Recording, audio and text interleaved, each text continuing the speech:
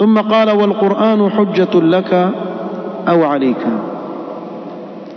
na kitabu cha Allah subhanahu wa ta'ala Qur'an حجة لك أو عليك أي يكون بتلاوته والعمل به حجة مع صاحبه يوم القيامة. kuisoma Qur'an na mtu akaitendea kazi Qur'an, kufanya hivyo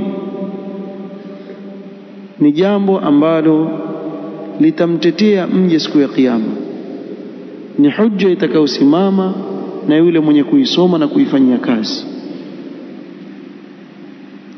ويكون بتركه دون عمل أو تلاوة حجة وخسرانا على صاحبه. kinyume chake ukiiacha Qur'an, bimaana ukaigura huisomi Qur'an na huitendei kazi Qur'an, basi itakuwa ni hoja dhidi yako na hasara kesho mbele ya Allah subhanahu wa ta'ala. Ni hasara kubwa mbele ya Allah.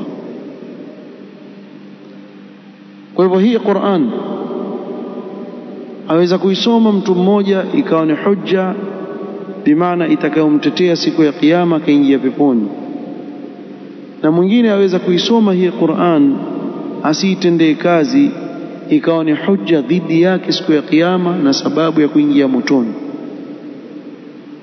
Na kuigura Qur'an, kutoisoma na kuifanyia kazi, ni sababu ya kuangamia kesho siku ya kiyama, waliyadhu billah.